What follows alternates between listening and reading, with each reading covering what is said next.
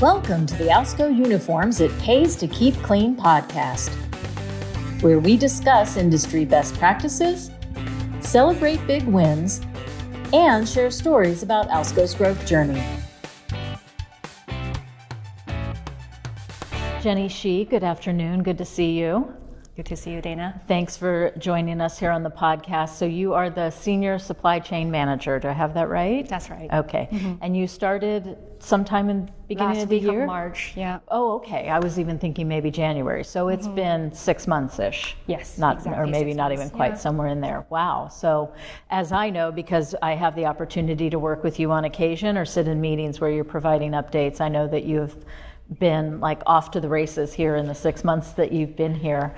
But before we get into some of that and maybe what your vision is for 2026 and beyond, tell us a little bit about kind of your background and how you got into supply chain and what you love about it. Sure. Okay. So I have 15 years of experience in supply chain, and I've been always working in the supply chain kind of, I would say, field, but actually different kind of business fields. Okay. So I've been working in semiconductor business. I've been working in the mining industries, as well as the first job I had was with Food by Compass. So that's food service industry. Right. So it's all different kind of, I would say, aspects of it. But it's always in supply chain. So either being sourcing, contract negotiation, analytics, project management. So it's all different kind of pieces of it. So is your educational background in supply chain? That's right. I also have a supply chain management professionals designation. Okay. Yeah. Okay.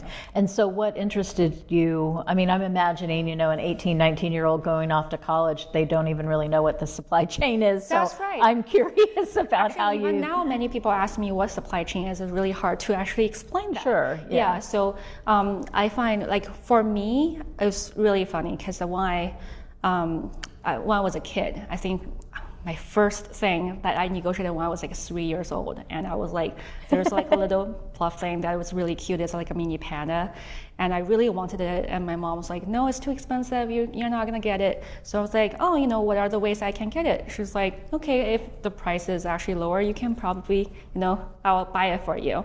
So I think it was like $8 or $10 for that mini panda. I negotiated down to $3. Oh my God.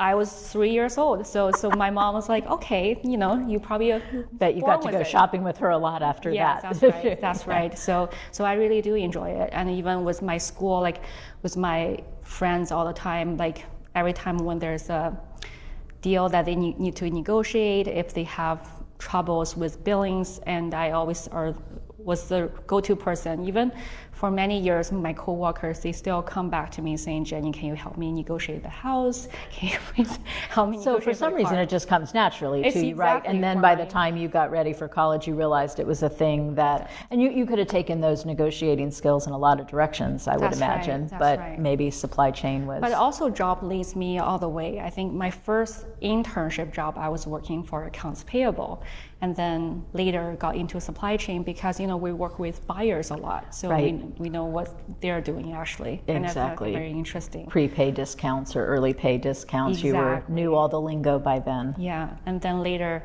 with the food buy job, it was more a lot of contract negotiation with big accounts and a lot of analysis, understanding rebates, understanding signing bonus, understanding how the price can be negotiated down to the value that works for all the branches, works for all the facilities.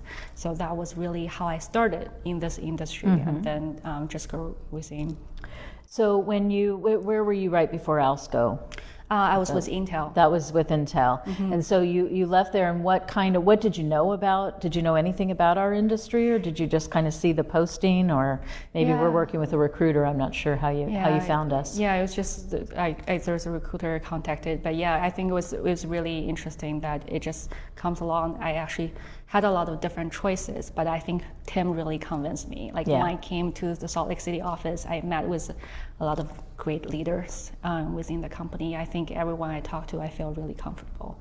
And I really think there are what I like about this industry or about the company is I really see a lot of potential to change, and I can make that change. Because with my experience, I have done there's one company I worked for, they also had to acquire a new company, and I actually completely redesigned their supply chain system, including how they purchase, how do they contracts, and etc. So that's, I guess, I feel like this is really a great opportunity for me so that I can make some impacts and changes. Right, and you could see that even as many years as Alsco has been around, we've been less sophisticated or less focused on, I think, making the most of our supply chain. And so this is a really great opportunity for all of us. That's right. And no pressure, but we're counting on you to help us out here and kind of take all the experience that you have from multiple industries and then kind of feed it into what this industry looks like.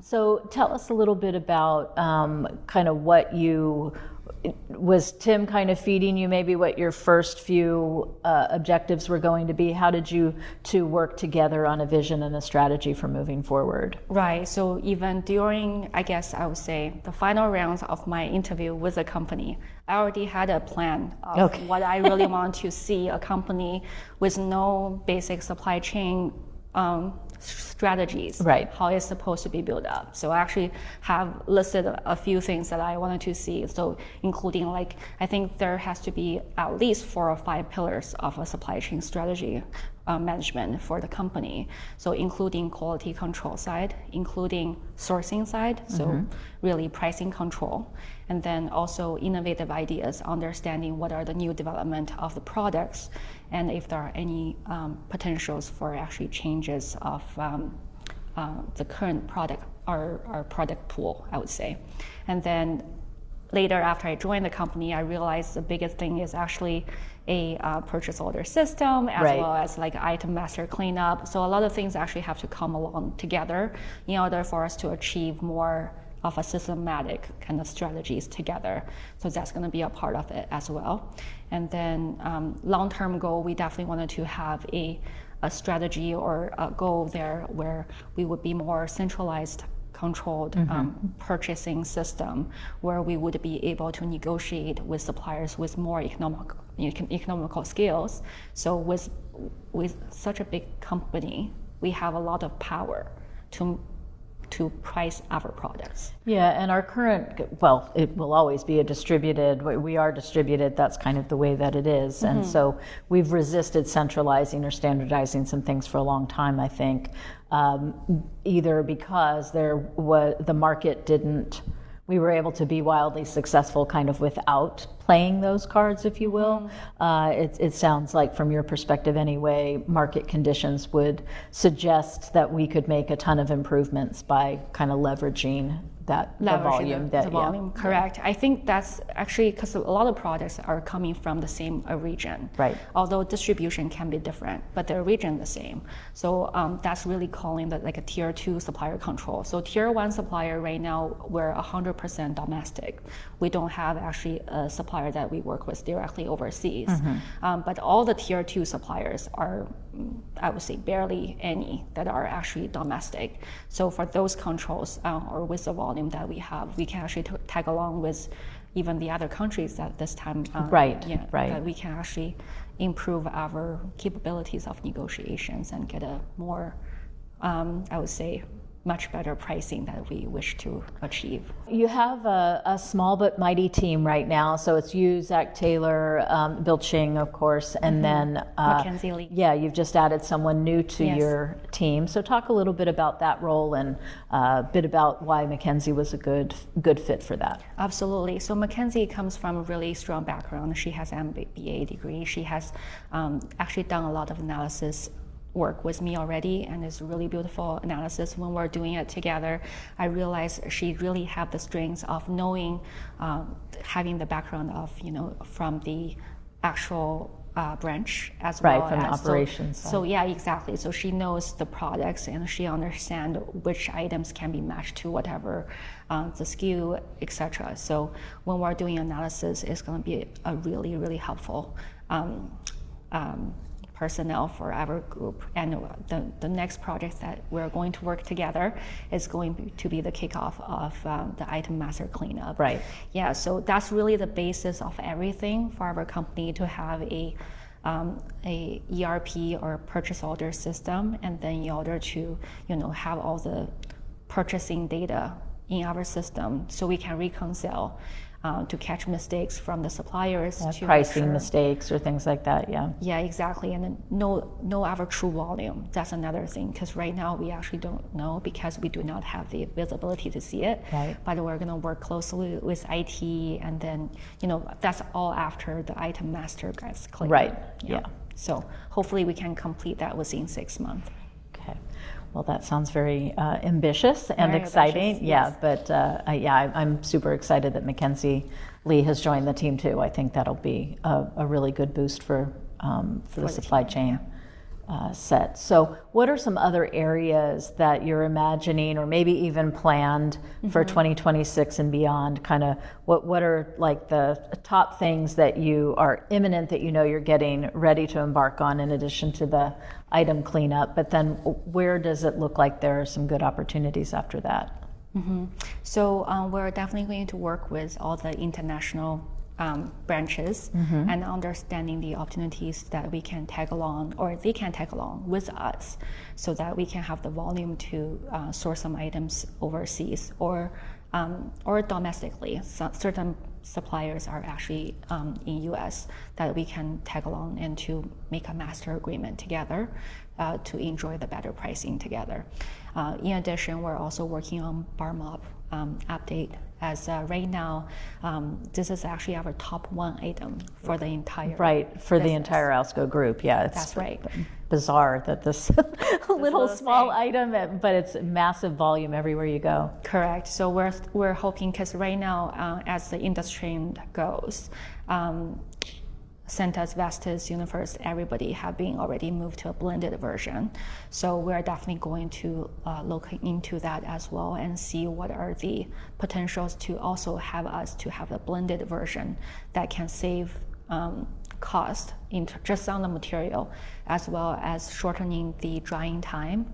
And also it's going to be much stronger. It should be lasting at least another 5 to 10 rounds. Turns. Oh, wow, that would be great. Yeah, that would be really that's great. Going to be a potential. And then we're looking at other opportunities because of the tariffs right now that we're really having a lot of uncertainties. I think now it's finally get to a stage that is a little bit stabilized. Right. So we kind of already settled with some of the pricing. Well, that was, when you started, that was right when all of that wild, and Monday it's this, by Wednesday it's changed to that, by Friday it's something different. You were, I don't know if that excited you, like, yay, I get to help Alsco solve this problem, or if you were crying in a corner. I'm not sure what that looked like. If it happens, it happens. Right. So it's my general concept of that is, if supplier comes to me with a reasonable increase proposal, then maybe we can look into a 90-day notification, and then I always push out the terms to be as later as possible. If they wanted to increase the price, let's say on September 1st, I always try for November, December, or next year if they can. And then also the percentage, if they're looking for a certain percentage they wanted to increase without a justification, I would never take it. So, and generally we'll do a lot of research, a lot of analysis, going back to the supplier, letting them know why we're not taking the increase. It's not just a simple negotiations like, oh, I want 10%, and they're like, no, we want 5%. It's not really just like nickel and dime. It's more really down to the concept of why. Right, and trying to understand the full story, not just based on the numbers. Correct. Yeah. And I think that's a good lesson for us too. Obviously, you've sat in the meetings the last couple of days here in Carlsbad and talking about price increases and valuing, our value proposition as a service organization that happens to have a product, but really it's more about the service. I think that's a good note about how we have those conversations with our customers too, that That's we're not just talking about the numbers, we're really telling the full story and continuing to sell our value so that they understand that there is justification behind needing to improve pricing. Yeah, as we talked about yesterday, is we really shouldn't be shy about price increases because almost every single supplier comes to us asking for a price increase. Right. Some of them actually comes to us 2 or 3 times a year. Yeah. Ouch. That can hurt. Yeah, that's right. So how has the reception been here at Alsco? Are people embracing you? Do you feel like this has been a good fit for you? Not that I would expect you to say no on camera, I suspect, but I'm just kind of curious what the reception has been as you've kind of made your way in this first 6 months. Oh, I've been extremely grateful. I'm really happy that I joined the organization. I feel like people are very friendly. They always welcome me. I have been very lucky to visit quite a lot of branches, and everyone's very open. They are giving us honest answers and responses, or give me ideas or suggestions, opportunities that they think that we can actually, as a good thing for the company in supply chain. So I'm really happy that I'm joining the team, and I think together we can make a huge impact and change for what we wanted to go. Well, I love that you've had the opportunity and the interest to get into the operational side of things, because the more you understand about either the challenges that they have, or you see the volume of product that they're working with, or just the general, kind of delivery billing cycle that we go through, that probably helps you in refining your approach either to vendors or what you might tackle next. That's right. Yeah, even with the contracts right now we're signing with the suppliers, we're not only looking at prices, we're looking at rebate options. If there is an increase of sales, we want a rebate to come back to us. We want a signing bonus. Hey, if we're staying with you if you are going to become our primary supplier, without guaranteeing volume, but we can guarantee you become our primary position, then we want a signing bonus where you provide us that kind of a commitment fee, that we'll call it.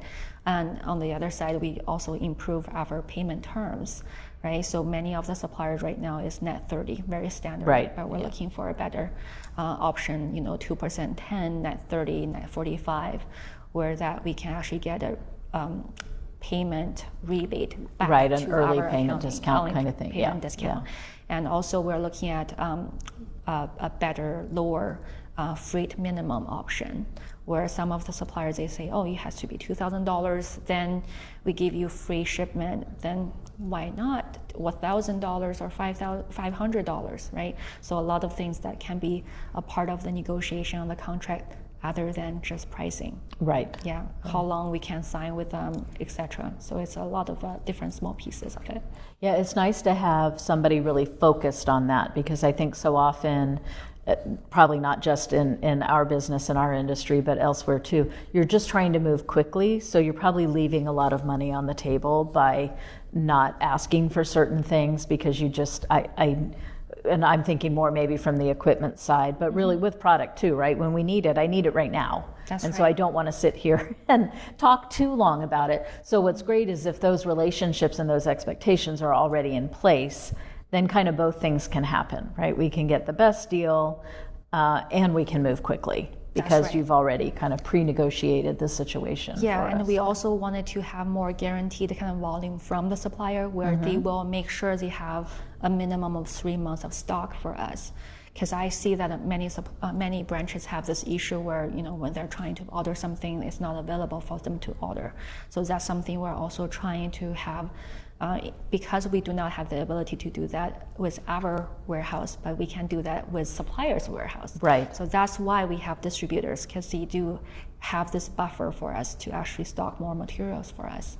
Yeah, and also we would actually need some more help from the branches or sales side if they do have upcoming bigger installations. Right, to know that information sooner so we can protect against it. Yeah, and again, with us having improved the sales force in terms of those numbers, we're expecting some of that. And so the better we communicate around that, then we would actually have a forecasting system. Right. That will be after the purchase order Right. system. So yes, a lot of steps moving forward, but forecasting and planning will be definitely something after the purchase order system. Right, just slowly pick away at all of these things. You'll look back 5 years from now or something, and we will have grown probably a decade really in half that period of time, if that makes sense. So, well, we are very, very grateful that you have joined Alsco.